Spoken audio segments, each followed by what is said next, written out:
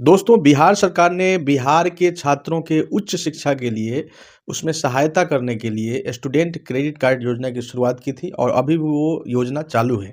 यानी कि जो छात्र आगे चाहते हैं कि उच्च शिक्षा हासिल करें और उनकी पारिवारिक स्थिति वैसी नहीं है कि वो उच्च शिक्षा के लिए फ़ी वहन कर सकें, तो वो इसमें अप्लाई कर सकते हैं। यानी स्टूडेंट क्रेडिट कार्ड योजना के लिए अप्लाई कर सकते हैं।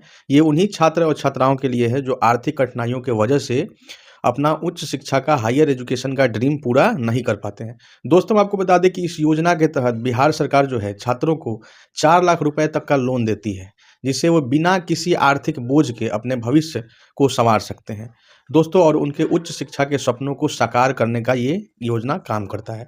दोस्तों, आइए इसी विषय में हम लोग जानते हैं कि इस योजना में कैसे अप्लाई करेंगे, कौन लोग अप्लाई कर सकते हैं और इसके लिए किस प्रकार से लोन मिल जाने के बाद और उसके बाद रीपेमेंट का क्या स्ट्रक्चर है, ये सब जानेंगे। तो वीडियो को एंड तक ज़रूर देखिएगा और इस वीडियो को ज़्यादा से ज़्यादा शेयर कीजिएगा ताकि ज़्यादा से ज़्यादा स्टूडेंट्स को लाभ मिल सके। दोस्तों, जैसा कि जानते हैं कि बिहार सरकार 7 निश्चय योजना के तहत इस स्कीम को चला रही है और इस योजना में अप्लाई करने के लिए, इस लोन को प्राप्त करने के लिए आपको ऑनलाइन मोड में अप्लाई करना पड़ता है। यानी आपको कहीं दौड़-भाग नहीं करना पड़ता है, आपको ऑनलाइन ही अप्लाई करना पड़ता है और इसमें जब आपको लोन प्रोसेस कर दिया जाता है, तो उसके बाद नौकरी ढूँढने के लिए भी आपको 1 साल का समय मिलता है, जो कि सबसे अच्छी बात है इस स्कीम की।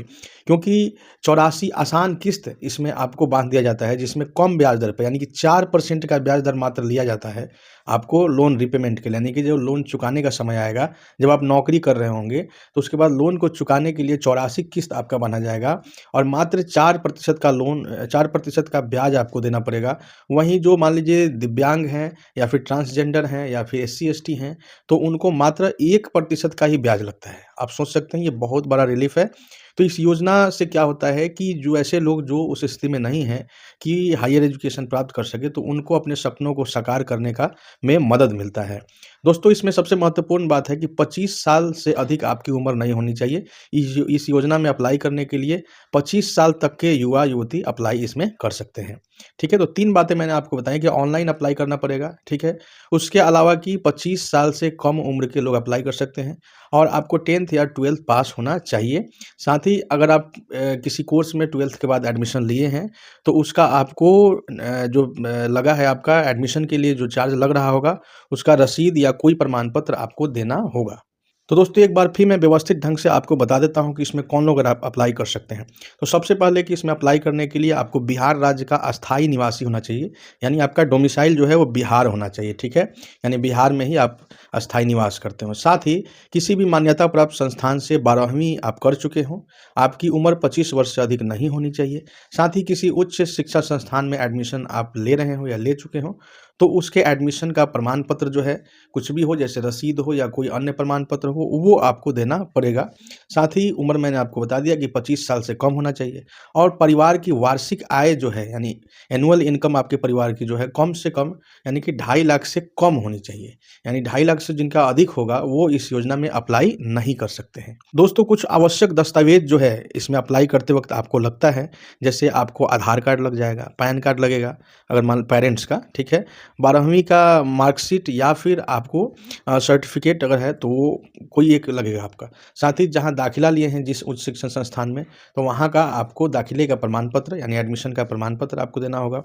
रेसिडेंस सर्टिफ़िकेट यानी कि निवास प्रमाण पत्र, आय प्रमाण पत्र आपको देना होगा। उसमें दिखाना होगा कि 2.5 लाख से मेरा कम इनकम है।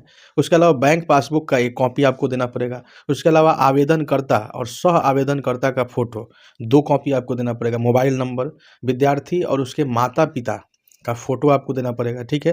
साथ ही विद्यार्थी के अभिभावक के बैंक खाते के 6 महीने का स्टेटमेंट यानी पासबुक में 6 महीने का आप जो जमा निकासी होगा उसका ज़ेरॉक्स करा के दे दीजिएगा, तो बैंक से स्टेटमेंट पे निकलता है, 6 महीने का बैंक स्टेटमेंट आपको लगेगा। अब चलिए, जैसा कि मैंने आपको बताया कि ये 7 निश्चय योजना का हिस्सा है, तो इसके लिए आपको इसका ऑफ़िशियल वेबसाइट पे जाना होगा।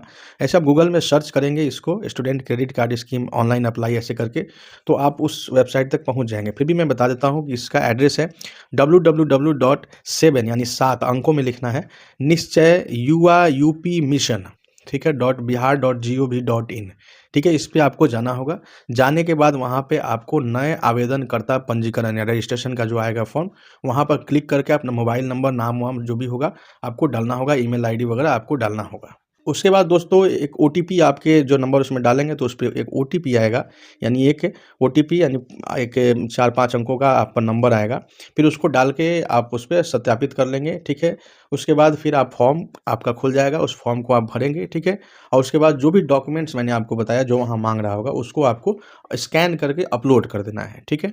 दोस्तों सबमिट करने से पहले आपको फॉर्म एक बार बढ़िया से देख लेना चाहिए, कहीं कोई त्रुटि तो नहीं है ना? और उसके बाद फिर आपको सबमिट करना चाहिए। सबमिट करने के बाद आपको आवेदन संख्या मिल जाएगा, ताकि आगे आपका उसका रेफ़रेंस आपको उसका स्टेटस पता करने के लिए कि आपका स्टेटस उसमें क्या है, आपका पास हुआ, नहीं होगा, ये आपको देखने के लिए। तो दोस्तों जैसा कि मैंने आपको शुरू में भी बताया कि आपको इस लोन के बाद जो है आप जो कोर्स करते हैं, उस कोर्स से कंप्लीट होने के बाद भी 1 साल जो है आपको समय दिया जाता है। उसके बाद से फिर आपका ईएमआई यानी किस्त आपको जमा करना पड़ता है। 1 साल समय इसलिए दिया जाता है ताकि आप नौकरी ढूँढ सकें, आपको रोज़गार मिल सके। और सबसे बड़ी बात है कि वो उस 1 साल जो एक्स्ट्रा आपको दिया जा रहा है, पढ़ाई पूरा करने के बाद भी 1 साल, उसमें भी ब्याज में आपको छूट दी जाती है। यानी जब तक नौकरी आपको मिलने में देर होती है, तब तक आपको ब्याज में छूट दी जाती है, ठीक है? तो छात्र को अगर नौकरी मिल जाती है, तो उसके 6 महीने बाद से वे उस लोन को जमा करने का काम करेंगे। तो दोस्तों लगभग मैंने सारी चीज़ आपको स्टूडेंट क्रेडिट कार्ड योजना के विषय में बता दिया। फिर भी अगर आपको पूरा जानकारी इसका लेना हो तो आप इसके वेबसाइट पे चले जाएँ। वहाँ से जाकर आप पूरी जानकारी इसके विषय में ले सकते हैं। तो दोस्तों इस वीडियो को ज़्यादा से ज़्यादा शेयर कीजिए, वीडियो को लाइक कीजिए, कमेंट कीजिए और आगे ऐसे ही वीडियोज़ के लिए आप हमारे चैनल को ज़रूर सब्सक्राइब करें। जय हिंद, जय भारत, जय बिहार।